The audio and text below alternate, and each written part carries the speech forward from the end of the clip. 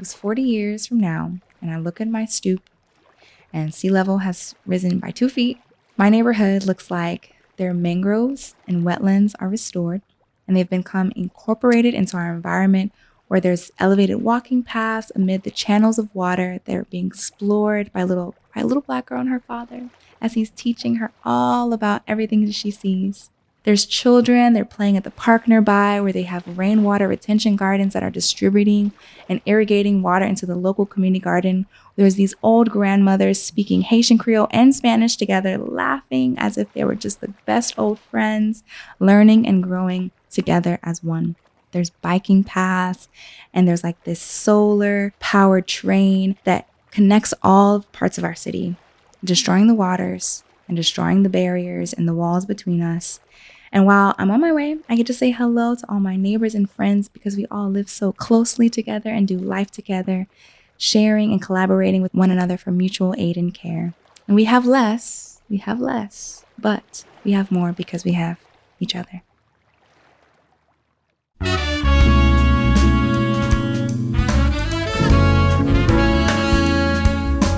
Welcome to Miami Preserves, the podcast where we explore historic places in Miami and what it means to preserve our history. I'm your host, Lucia Meneses, and I'm also the school programs manager at Dade Heritage Trust, a nonprofit organization dedicated to preserving Miami's architectural, environmental, and cultural heritage through education, advocacy, and preservation. So far in this season, we've imagined what South Florida looked like before development. A dense tropical jungle that quickly transformed into concrete and asphalt. We've explored the ecological benefits of trees and the unequal distribution of canopy across Miami-Dade. We heard from residents who shared their personal, cultural, and even spiritual relationships with trees.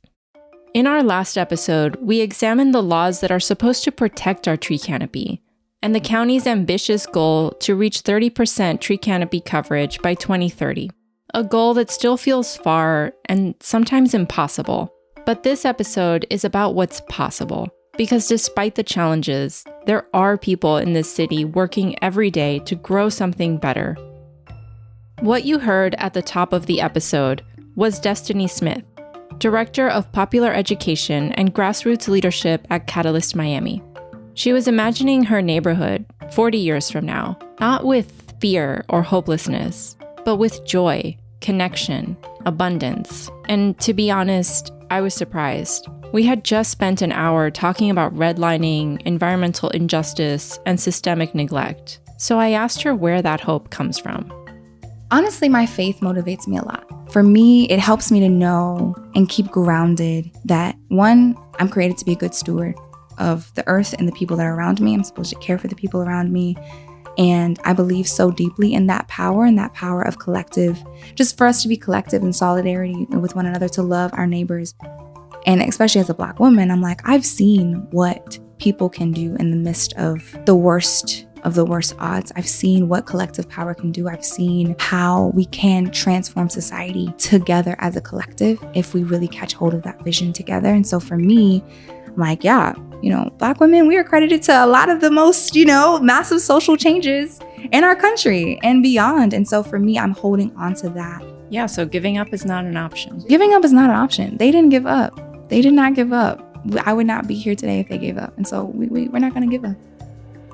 That's what this episode is going to be about people and organizations who won't give up. Destini's vision is rooted in justice, where every neighborhood, not just the wealthy ones, gets to breathe cooler air and feel the relief of shade. And that vision might sound far away, but it's already taking shape in small but powerful ways.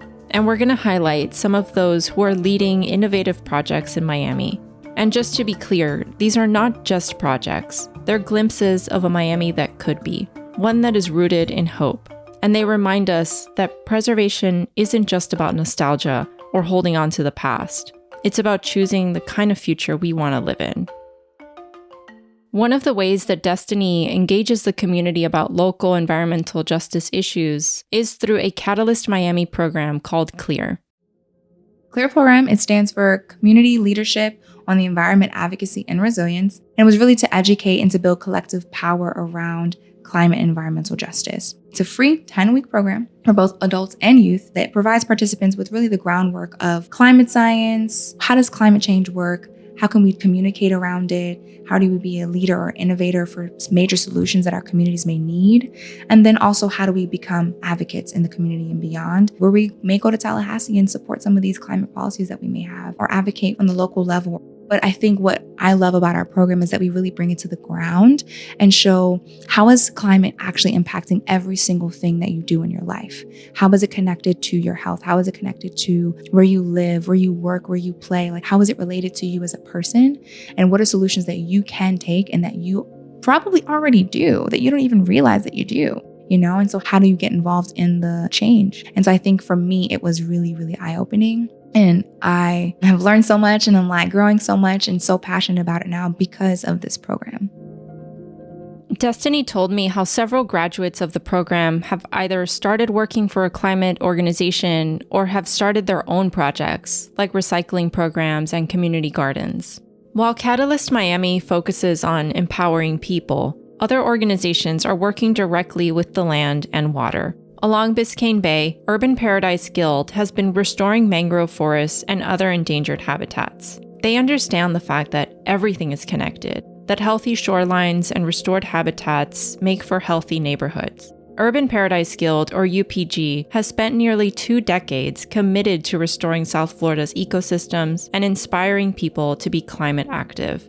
We spoke to Jackeline Bonilla, Executive Director for UPG, and I asked her to explain what it means to be climate active. Climate active is waking up every day and making a conscious decision to do something, and it can be small steps, it can be big steps. What we provide here at UPG is a platform for people to explore that and to learn and to be a part of a community, be a part of history, be a part of the change. So you can be climate active just doing this in film and media. I mean, this is bringing awareness, and this allows us to reach a multitude of people as opposed to just being in person. You're a photographer, you're an environmentalist, you're an urban forester, you're a farmer, you're an educator. There's so many ways of being climate active. And so climate active is essentially, getting up and doing something about it. UPG has shown their commitment to being climate active over the years. Recently, they helped protect a small island in Biscayne Bay by getting it designated as an official bird rookery, a safe haven, where birds can nest without disturbance from boaters. This brought together neighbors, volunteers, and even local government agencies to make it happen. Here's the founder of UPG, Sam Van Leer, to explain how community support is at the heart of it all. It's hard for a municipality or a government agency to do something that's new and innovative without having community support. And we bring that community support together, but it really is a matter of survival. We have to be pragmatic. We're all human. We all sweat, we all work hard, and frankly, I've been doing this for too long. And I need help, and I need to be able to look at the bigger picture and not just hands in the dirt. So we're training people who want to take that on. And it's exciting to have people who really do get it, but they have to be supported at a level that makes it sustainable. So there's a food activist out in LA who likes to say, the funny thing about sustainability, it has to be sustained. And it's true. So, we're hoping that the community will continue to rise higher towards this challenge. And, this is the biggest challenge that kids who are toddlers today will ever face in their life. So it's not just about the projects that we do. That's obviously important. But I realized very early that the biggest impact that we can create is to enable people to create the solutions that our community needs, because it is the biggest challenge. And it does take a unique level of determination and creativity. And when somebody becomes an apprentice with us, they're starting a journey. We're all on this journey together, and helping people on their stretch of the journey is part of our work. Early on, UPG was pretty much a one-man show. But now, Sam has a small and devoted staff, as well as a strong volunteer base to help fight the climate crisis here in South Florida. Volunteers for UPG are often left feeling inspired by their experience.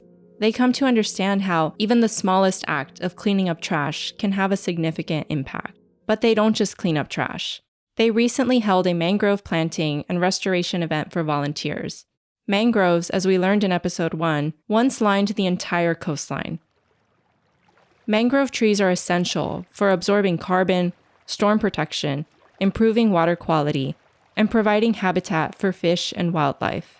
Restoration of mangrove habitats are essential to a more resilient future in South Florida. We spoke to one of those volunteers, Hannah. She attended UPG's recent mangrove restoration event. The island was beautiful, purely just mangroves and a big do not enter sign, so it was kind of cool to see an island that was pretty much untouched. But when we got there, it seemed like it wasn't really as untouched as I thought. There was bottles everywhere, glass, it was covered in trash. I mean, there was probably 6 or 7 huge trash bags just filled with glass and straws, caps. But one of the more saddening things that I saw on the island, we saw a hanging frigate bird, and it was hanging by a fishing line from a tree. Looks like it got wrapped up and ended up hanging itself by accident. And then we also saw a juvenile pelican, same cause of death, hung by fishing line. And it just really shows how much one little piece of plastic can impact an entire life. So I'm really happy that this was organized, that we got to get out here and make some sort of a difference. It's our home too, so it's like we all live on this planet together and we should respect it together. So I think by doing it, of course it makes a little change, but hopefully it inspires others too to do the same, and it becomes like a domino effect where everybody's helping.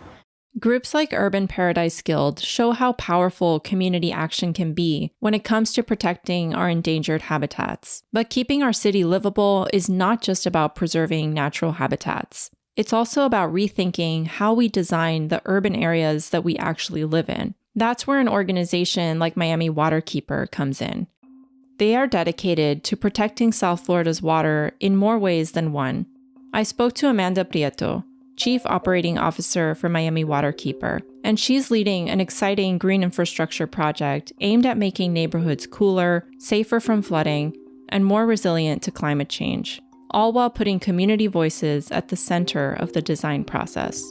So the first thing we did was we actually started with a computer GIS analysis and looked at things like tree canopy and heat and elevation and flood risk in proximity to the watersheds in conjunction with environmental justice communities. So where could green infrastructure have the most impact? And then we use that foundation to then go into communities and talk to residents, because we really want these solutions to be co-created by the residents that live in these communities. We don't want to go in and say, this is what should happen and where. So we went into communities, learned from them about what their priorities are, and said, show us where underutilized public spaces exist in your community. Where does it make sense? Where do your children walk to school and have to wade through stormwater? Where do you need additional tree canopy coverage? Where could we do something that would have direct benefits for your residents and community? And so we did that both in person and through an online tool where people could nominate or suggest areas in their local communities that could be beneficial for green infrastructure. This project invites residents to imagine a community they want to live in, much like Destini's vision. The idea is to have a variety of designs that can be implemented and adapted in multiple ways, and she explained that having variety increases the possibilities for implementation. While it's encouraging to learn about these green infrastructure designs, it's hard not to be skeptical about whether they'll actually be implemented in time. In Miami, we've seen ambitious proposals before. We've seen how long it can take for those ideas to become a reality, if they do at all. I brought up those concerns with Amanda. It's a constant challenge. I think also we have to show solutions, right? And so this is one way that we can improve local communities and mitigate stormwater. And so the more successful projects you have, then the more data and kind of case studies you have to show that it's working and important.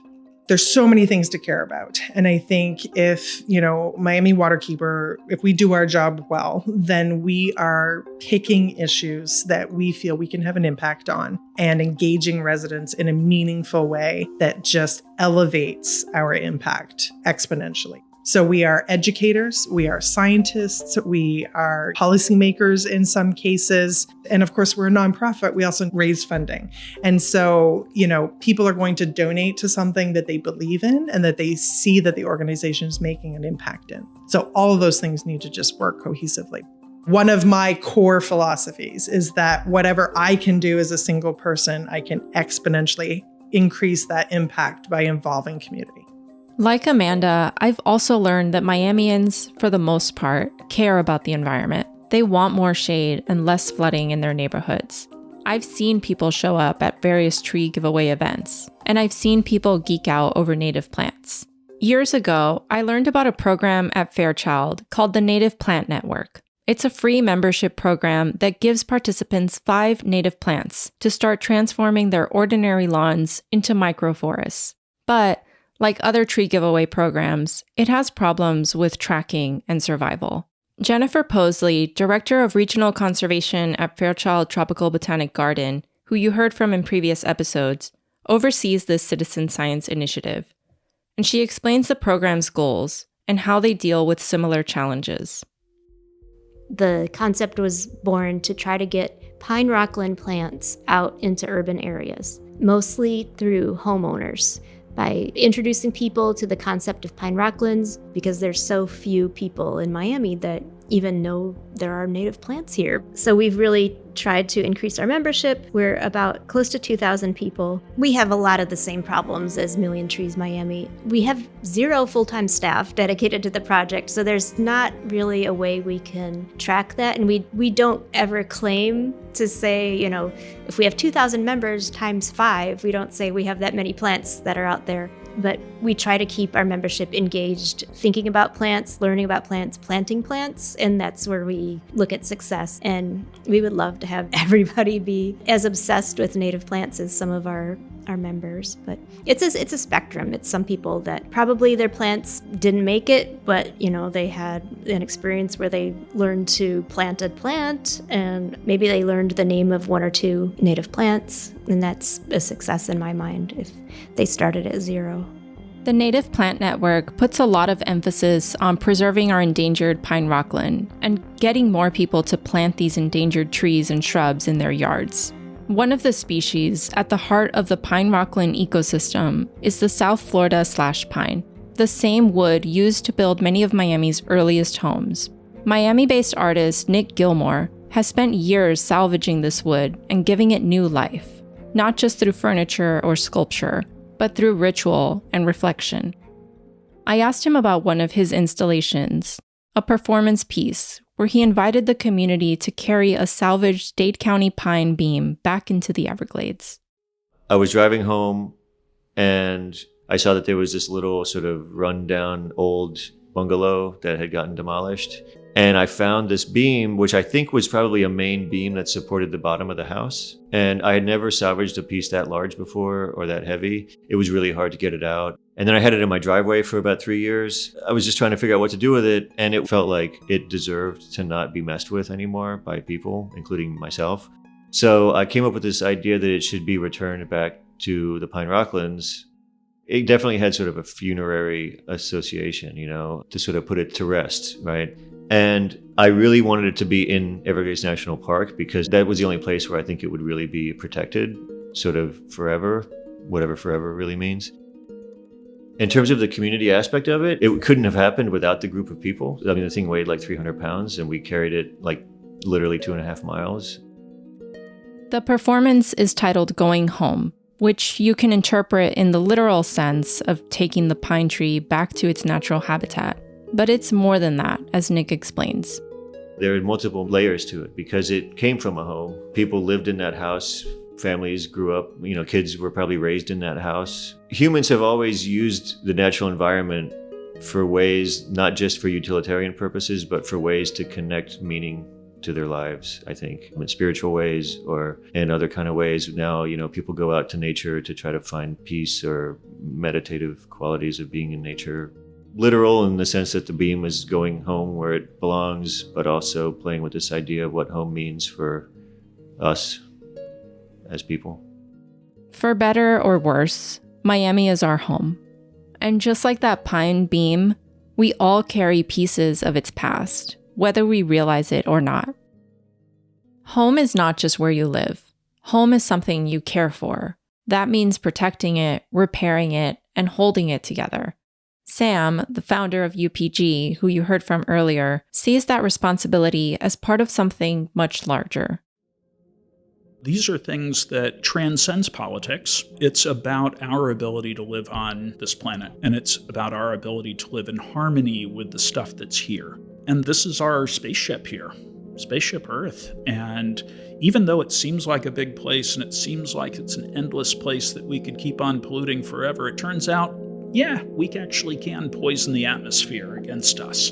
And we need to do better, and people are really waking up to that. You know, it's in your face, it's in your street, it's overheating you while you're crossing the street, and these are realities. So, like I said before, it's crisis now, and it's going to continue to get worse. So we just have to be proactive as much as we can, but it takes resources, and that's the tough part. By resources, he means it takes money and political will to secure a healthy future for our home, whether that's Miami or the entire planet. And if we're talking about the future, we need to listen to the young people who are actually going to inherit it. One of the ways that DHT engages with youth about these topics is through our educational program known as Miami Urban Tree Trekkers. It was designed to educate students about the value of urban forests and green spaces in Miami. We recorded a group of middle and high school students during one of their field trips. I pulled one of those students aside to ask him some questions after the tour. This student's name is Alejandro Ganaza. He's a senior. He's president of his school's Green Club and an intern with a nonprofit called Big Blue and You, which focuses on ocean conservation. I asked him about his experience with all of that. I think it's really eye-opening. Like, I think when you enter in any field, you get the perspective from other people's shoes. You get the perspective of who's directly impacted, and you realize that the environment concerns us all, whether we like it or not, whether political party we are, what social standing we all have, it all affects us inevitably. And so the fact that you are allowed to visually see all of the harms, all of the damages, all of the plastic water bottles rolling around, all of the Ziploc bags on the beaches, it hits too close to home, especially because I've grown up my entire life in Miami. I've seen sea turtles hatch. I've seen the sun rise on the East Coast. And it's really impactful to see that what we're doing, it may be small, it may be hyper-local, but it's making a difference because it's changing people's lives. And we've contributed to impacting over 250 businesses that have already signed up for Plastic Free 305, which is funded by Miami-Dade County. The small steps is what we need. Yeah, that gives you some hope, right? Because otherwise it's doom and gloom. Right. At a national, international level, you look at the bigger picture and you're like, wow, this is almost nothing. And we still have a long way to go. And I think everyone needs to consider the fact that there's always I wouldn't say a bystander effect, but there's always one person isn't going to change anything. And that's the entire reason we're in this case in the first place. And I think if people just sort of start shifting the idea to, well, I'm going to do my part, I don't care about anyone else, and everyone starts doing their part, the accumulation of things is exponential and the change is really there. What Alejandro said echoes a theme we've heard over and over again, that change starts small, but it adds up. And even the smallest actions, if enough people take them, can shift the future. But somehow hearing it from someone so young was enough to sway even my skeptical and sometimes cynical heart. I wanted to know where his passion and optimism for a better future comes from, maybe in the hopes that it could rub off on me too. I do give kudos to my parents, but I think the biggest thing is just because Miami is such a cultural hub of people coming from different places, people coming from different experiences. I always like to say it's not your experience in the industry, it's more about your experiences as a whole, everything you've lived in life. It's all about what you have contributed. And I think my motivation for environmental and specifically ocean conservation is the fact that we're surrounded by it. We have our Everglades, we have mangrove restoration projects that, yes, little by little are pushing, but we still have a long way to go. But seeing that Miami has so many nonprofit organizations, so many people dedicated, there is a wider array of people that will actually contribute change. And that's what's exactly fulfilling, the fact that there are multiple people there to listen. Throughout this series, we've asked what it means to preserve a place and who decides what's worth keeping. I don't have an answer for that, But the story of Miami is not over yet. It's still unfolding. Preservation isn't just something that happens around us. It's something we do together as Miamians. And for Alejandro, this vision of a better Miami is not just a distant possibility. It's already happening, even if it's just on a small scale. Yeah, I think the numbers always prove wrong, but the fact that, there's people like me, there's people that I've seen in youth spaces, and having youth at the seat of the table, people that are the next generation that are actually going to face this crisis head on. The fact that there are people out there, no matter how small they may be, that's the only light in the end of the tunnel that I'm willing to push for.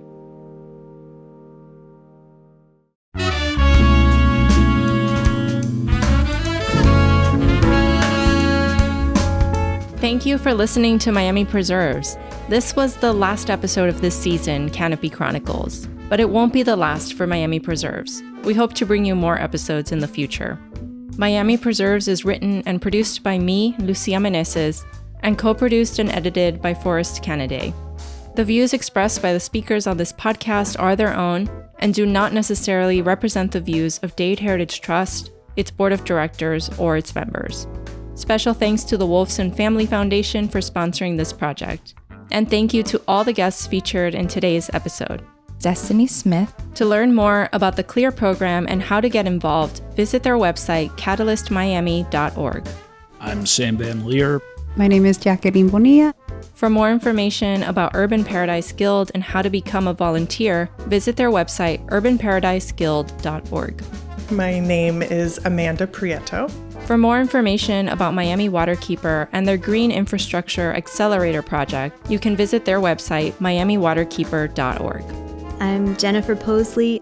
If you're interested in joining Fairchild's Native Plant Network, you can do so by visiting their website, fairchildgarden.org. My name is Nick Gilmore. To learn more about Nick's practice, visit his website, gilmoreworks.com, or follow him on Instagram at gilmoreworks. My name is Alejandro Ganaza. Alejandro has since graduated from Jose Marti Mast and accepted at Columbia University, with plans to major in economics and political science and environmental studies. Our theme music is called Presence by Taylor Vega and performed by the YMU Jazz Collective. To learn more about Dade Heritage Trust and for a complete transcript of episodes, visit our website, dadeheritagetrust.org. Be sure to follow and subscribe to the Miami Preserves podcast wherever you listen to podcasts. And if you like this podcast, please take a moment to leave us a review and tell other people about it on social media. You can find us on Facebook and Instagram at DHT Miami. Thanks.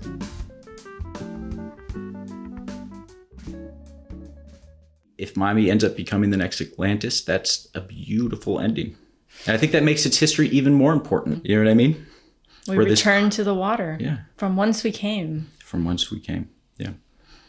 Yeah, we were underwater for millions of years. You know what I mean? So. Yeah, maybe it's our destiny.